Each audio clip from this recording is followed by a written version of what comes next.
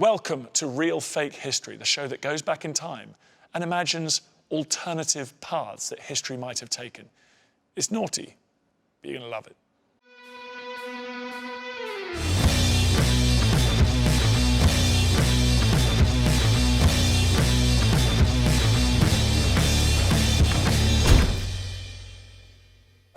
At any time, there are an infinite number of versions of the future. What would have happened if events had taken a different turn? I always think it's a reminder that what actually did happen was not inevitable at all. And our world, which we take for granted, could be so very different.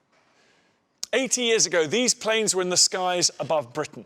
Germany had advanced across Western Europe, and only Britain stood in her way. We all know how the story goes from there. How the brave few, the RAF pilots of Fighter Command, managed against all the odds to defeat the German Luftwaffe, leaving Britain to fight on. But things could have been very different. In early September 1940, the Germans launched an all-out assault on London, shifting their target away from RAF airfields. This was a mistake. It gave the RAF time to rebuild and regroup. But what if things had gone differently?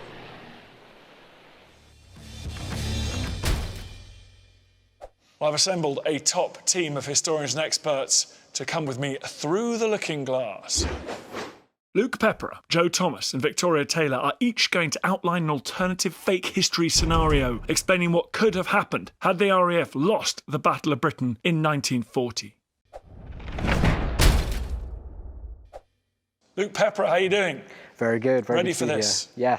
Yes, I am, thank you. I think the Battle of Britain, obviously being such an important part of the British national story, British mythology, British memory, that victory, if it hadn't happened, and what Britain would have looked like, would be exciting to explore. Joe Thomas, what about you? What do you make of the battle? Well, I suppose I'm coming at this from a sort of actor's point of view, and I think it's interesting just how much of a part of kind of national mythology it is. It looms so large in our national consciousness, and I think it is interesting to look at history in different ways and say, well, if things had just gone slightly differently, what would have happened? And I think counterfactual history is really, really fascinating stuff. Victoria Taylor, you spend most of your days in archives finding out what actually did happen. Are you nervous about thinking about what might have happened? It's quite chilling to see those different plans and different ideas that could have come about. And also the fact that, you know, a victory is made up of thousands of failures as well. And it's just interesting to see which failures would have been particularly pivotal in changing the course of history. Well, thank you all very much for joining me. Let's embark on this adventure and imagine what would have happened if Britain had lost the Battle of Britain. It is the summer of 1940, and waves of Nazi bombers are crossing the Straits of Dover, whilst the pilots of the Royal Air Force attempt to intercept them.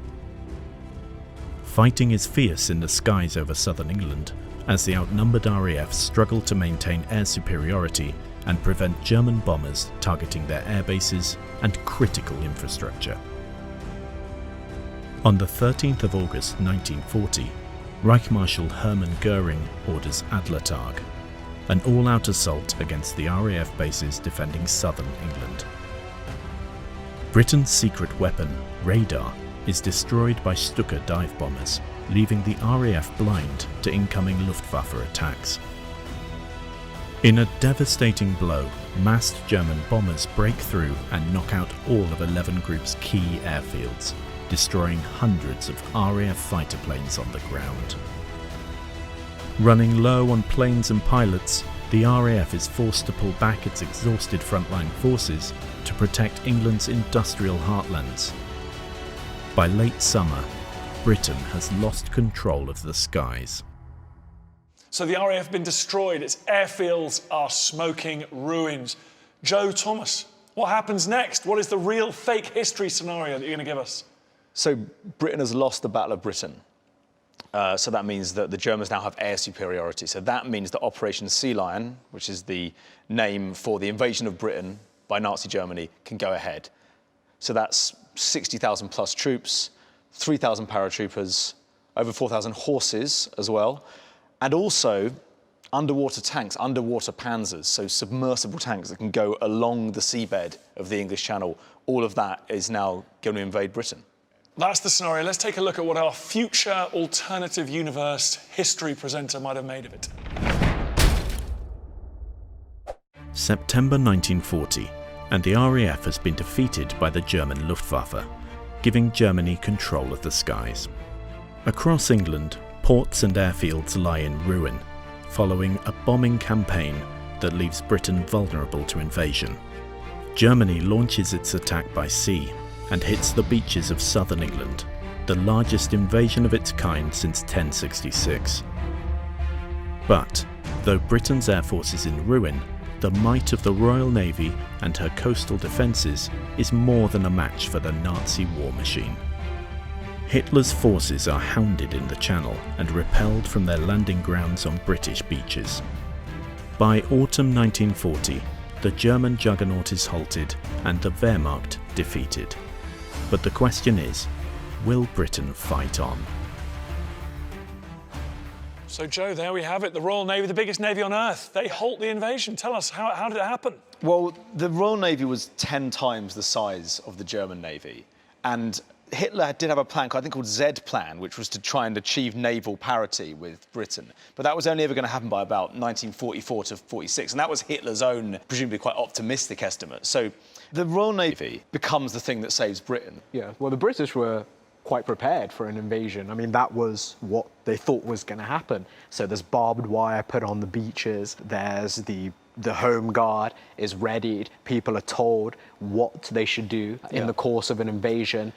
Churchill is even prepared to use quite wicked and dastardly weapons on the Germans, things like mustard gas. And that's if the Germans even managed to get to the beaches. But Victoria, you think the Navy would have just intercepted them, they wouldn't even got within swimming distance of the White Cliffs of Dover. What about the Luftwaffe? They've got control of the skies. Why wouldn't they have just cleared the way for the fleet to come across the Channel? It's possible that the Luftwaffe could have made it a little bit more difficult for the Royal Navy, although it lacked that real sort of naval aviation element. You know, Goering had really sort of hoarded all these resources from the Kriegsmarine, from the German Navy for the Luftwaffe, but had ignored that section. So the Luftwaffe would have had to make sure that it had the right tools to attack the Royal Navy. It's not the easiest thing in the world just to drop a bomb on a ship that's going along at 26 knots, 10,000 feet below. Yeah, I think the Germans definitely did overestimate perhaps the power of the Luftwaffe. I mean, even crossing the Channel, by the time they were near or over Britain, most of their planes were running out of fuel. And the Navy anyway, and the real history being the unsung heroes of the Battle of Britain, making those daring raids and destroying the barges and all that kind of stuff, a real important part of the British war machine. Joe, Luke, it's a good point, right? Barges. I mean, the Germans aren't exactly coming in; they're massive warships. It's all a bit primitive, isn't it? Well, that's it. I mean, I've been sort of poking around on various message boards about sort of with like military history nerds, and one guy said the Germans just thought of this as a big river crossing. They are literally converted civilian barges. You know, they were really, really slow. OK, so you guys are not super bullish about the German Navy getting those barges across, but imagine they do. There's a storm, weird stuff happens at sea, Joe. What happens if they do manage to hit the coast? Because their problems are arguably just beginning. So pillboxes, maybe mustard gas.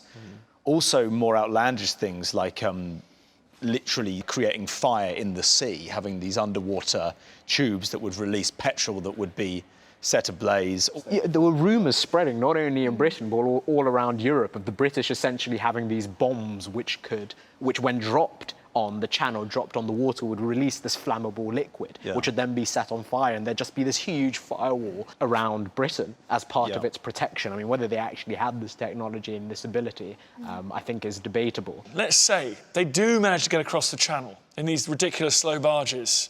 They do manage to break through the largest fleet in the world at that time. They get through the petrol on the water on fire. They get through the mustard gas. They fight their way onto the beach. What's waiting for them on the beach? Who's there? The remnants of the British Expeditionary Force, who of course had been evacuated from Dunkirk. They would have also found the existing armies from Poland, from France, from occupied countries from the Nazis. I mean, you know, the Polish already had 35,000 troops by the summer of 1940 in Britain, ready to get into the thick of it once more. But there would have certainly been regular troops there, ready to take them on. Now, everyone likes to take the piss out of Dad's army, the Home Guard, but there are a lot of them. some of them World War I veterans. There were a lot of people that were ready to withstand that invasion. Absolutely. Men who were aged between 17 and 65, so not quite the age in certain cases to actually have been called up, but also at an age where they could be useful. Early 40s, prime of life, Victor, I think you'll find. No problem there. And Joe, some of their equipment was a little bit homemade, but still works. You want to be on the receiving end of it. No, they're seriously lethal weapons in the right hands. So speaking of the right hands, this is a little thing I've made. This is a self-igniting phosphorus grenade, and these were produced in huge numbers. 6 million of these were made. This is a half-pint milk bottle. At the bottom there's phosphorus, at the top there's benzene, in the middle there's water, and there's also a rubber tube which would dissolve into the mixture and make it more sticky. The idea is that when you threw this, it would self-ignite, and then you get a kind of sticky, explosive, burning sort of mass of stuff. So it's an amateur weapon, but actually, in the hands of a force that numbers like 1.5 million. Well, the propaganda was that these would be used probably against German tanks. So you have German tanks rolling up the coast, and then you have the Home Guard throwing these against these tanks and trying to take them out in any way they could. You know what? In the ruins of Stalingrad, a lot of this German armour were taken out by things not much more sophisticated than that, so it's not impossible. But Joe, the ones that I can't get over their bravery would have been the ones that sort of volunteered to stay behind as the auxiliary units. Yeah, an incredible thing to volunteer for. So what these people would do was they would, as the German line was advancing into Britain, they would remain behind enemy lines and basically hide. But it really was quite sort of James Bond-like in a way, or maybe James Bond, Basil Brush maybe, but they would literally hide in like abandoned Badger sets. I mean, it was really like that level of sort of guerrilla warfare. They were prioritised as well. You sort of had that equipment that they were exposed to that sometimes even the regular forces weren't exposed to. So, having high caliber sniper rifles that could,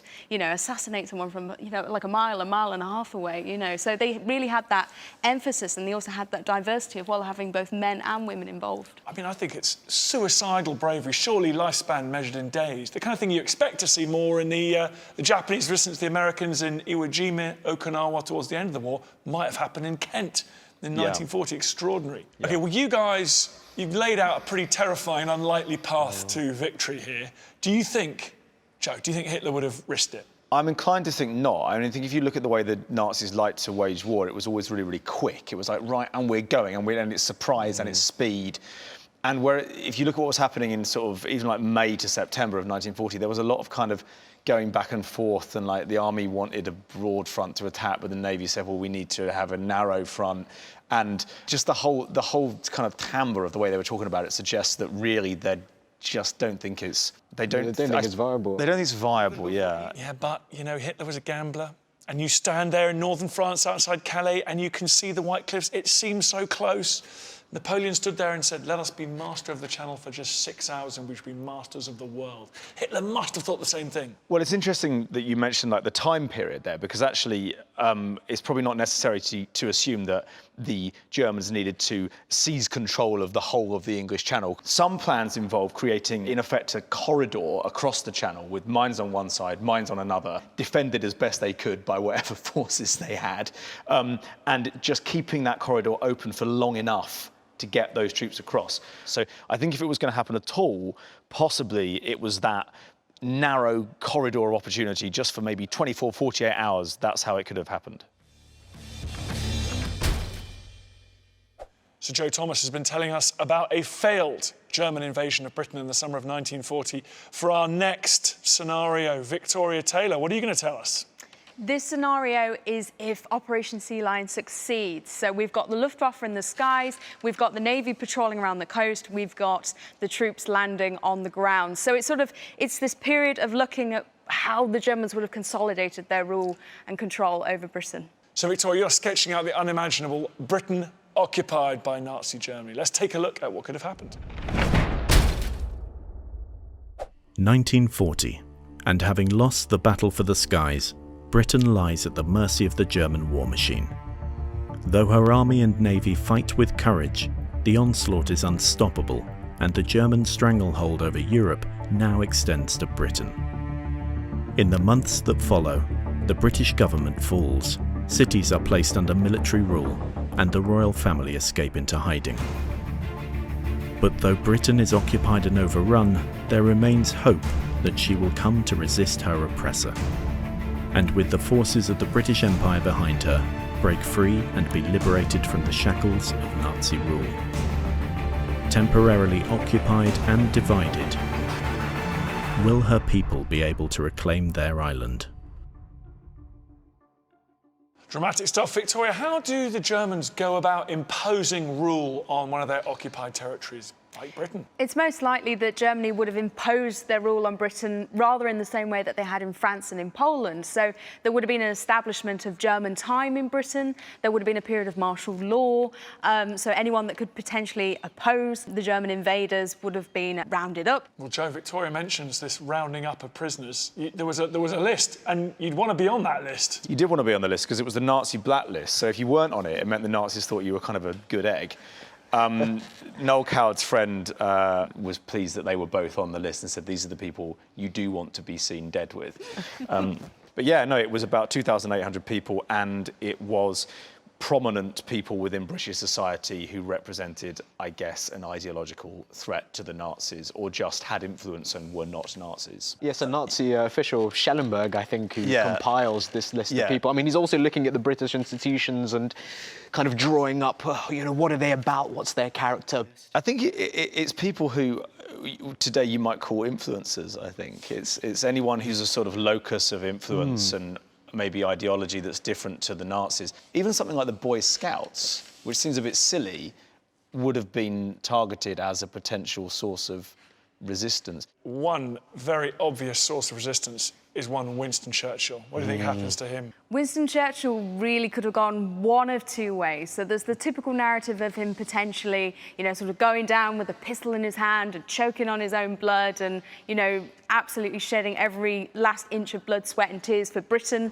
But there's also the sort of different opportunities of retreating to his bunker and sort of seeing if he can continue the fight from there, or if it's a case of trying to flee to another country. He did claim that the story of this Long Island not come to an end until each one of us talking about his cabinet was on the ground choking on their own blood. So he was saying that he was going to stay and fight. Well, typical bombastic sort of Churchillian rhetoric, but we know that actually he was, in his character, a bit of a warmonger. He writes actually when he's a young soldier, fighting first in the Boer War and then obviously in World War I, he writes, I believe, to his mother, saying that he's excited to go to war not in spite of the dangers, but because of them. So this is a character who, throughout his life, loves the war games and he loves being on the battlefield. And it's very possible that he could have gone down, as he boasted, in a blaze of glory.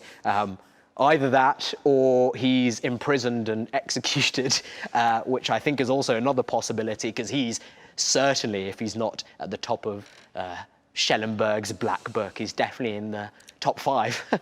What about the royal family, Joe? What would they have stayed behind, do you reckon? Well, it's interesting that you mentioned the royal family, because you've got the Duke of Windsor, who has often been sort of accused of basically rather liking going and toadying up to Hitler. So he's somebody who I think maybe the Nazis might have looked at as somebody to kind of bring into their orbit. I think the Nazis quite liked having sort of celebrity supporters. Yeah, because he and Wallace Simpson actually make a trip to Germany in 1937, and they're inspecting the German troops, actually praising him as this sort of great rebuilder of Germany. And of course the Germans wanted this sense of legitimacy as well, and even though, of course, there's the abdication crisis, he is the original king. Yeah. So, it is certainly an option that would have been considered by the National Socialists. Somebody like the Duke of Windsor, I personally think they would have snapped up. I mean, throughout the history of that party, even like Goering himself, when he first joined, he joined early, and it was a big coup because he was basically a famous World War I fighter, and they made a big deal of that. And I think that's why Hitler liked to have Goering right at the top all the time, because he was like this kind of national hero. Hindenburg as well, President Hindenburg, when they were coming to power, the day of Potsdam, that was a big deal. Again,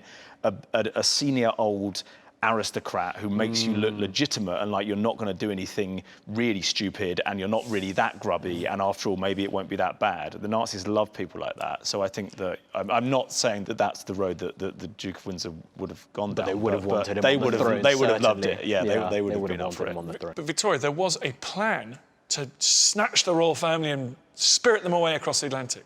Yes, there was Operation Coates. So this was an operation of having 4 different fortified houses in order to take the royal family at a moment's notice. But of course it was made particularly complicated because they had to decide who they were saving and how they were saving. So the Queen always said that the King would stay in Britain. But of course that would have endangered the princesses, who are the heirs to the throne. So you've got this dilemma of trying to protect the King for, you know, the nation's morale, but also you've got the issue of trying to protect the future of the monarchy as well. You know, there's a few second cousins, royal second cousins, trying to get on that plane as well, aren't there? Yes, definitely. So, Victoria, I think the Brits like to think of themselves as fighters, and Churchill's rhetoric sort of stirring up this national resistance campaign against German invaders. Do you think that's mythology? I think it is mythology to a certain extent, but I think a lot of that has actually been superimposed.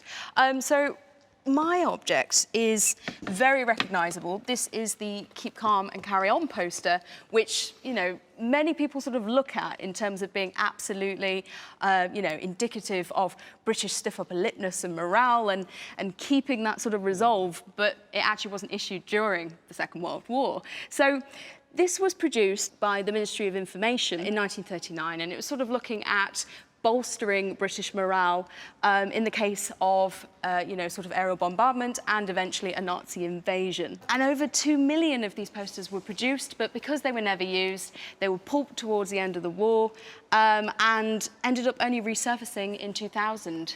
It's almost like we're misremembering aspects of the 1942. In fact, some of Churchill's most famous speeches, he spoke them in the House of Commons, but they were never broadcast to the nation. There's actually a picture of him lying in bed recording them, but they weren't actually broadcast in his time. Like Dan says, he made them in Parliament. Some of it was spoken by newsmen, but people, you know, who were alive at the time swear that they heard it on the radio and that they were roused to protect their country, fight for their country. Absolutely, and there's this sort of sense with Churchill that, you know, he's this amazing sort of off-the-cuff speaker, and of course he is an amazing orator, but, you know, a lot of it is pre-prepared, a lot of it's recorded after the time he's meant to have given the speech, so it is absolutely perfectly choreographed to be as impactful as possible. Well, Victoria Taylor, thank you for outlining the unimaginable. Britain falls under the Nazi yoke. So after a summer of brutal combat in the skies above Britain, the RAF's been defeated, but that wasn't necessarily the precursor to more violence, was it, Luke Pepperer? No, although German air superiority has been established and the British airfields are little more than ashes, the British, instead of wanting to fight on, decide to negotiate a peace. Let's take a look at how that might have happened. In winter 1940, the situation looks perilous for Great Britain. All of Western Europe has fallen to the Blitzkrieg, and the Royal Air Force is destroyed by relentless Luftwaffe attacks. German bombers pound London day and night, levelling great swathes of the city. With her skies defenceless and her people under siege in their own homes, the British government seeks terms for a cessation of hostilities with Herr Hitler. And a historic treaty ends the conflict between these two great nations. But will the peace last? Luke, what kind of terms would Hitler have offered Britain? Well, it really depends if he's thinking about what the Germans themselves had to suffer after the Treaty of Versailles, after the conclusion of the First World War. Of course, what really irked the Germans was not only the reparations they had to pay and also the loss of their economic power, but the war guilt clause. They had to take responsibility, economic, political, financial, and of course moral responsibility for the First World War. They actually felt betrayed by their European cousins, and life became very, very grim. So whether Hitler would have wanted to effect a kind of revenge on the British people, or because he loved Britain, would he actually have taken it easy on them? Yes, he was a bit of a fan of Britain, wasn't he? He was a complete Anglophile, even before he writes Mein Kampf, even before he has any kind of political power. He's talking about his admiration of Britain, and he's writing about his admiration of Britain. Not only are they formed of good Anglo-Saxon stock, which obviously fits into his Aryan narrative, but also the way in which the British have been able to bring under their control huge swathes of the globe in the form of the empire, from Africa to India to the Far East, Hitler greatly admires this. And don't forget, he'd actually fought as well against the British in the First World War. So Hitler had seen firsthand the ability and the capacity, not only of the British people, but also of the British war machine and of the British political establishment as well. And he made a direct appeal, didn't he? He made several direct appeals. It's interesting, even after war is officially declared by Chamberlain in 1939, and as late as July 1940, Hitler makes a speech in the Reichstag called A Last Appeal to Reason. Now, copies of this speech or transcripts of this speech are actually airdropped over Britain, and here comes one of them now, down into my hands. And it's just a transcript of the entire speech, and now it's really long and really dry and really, really boring.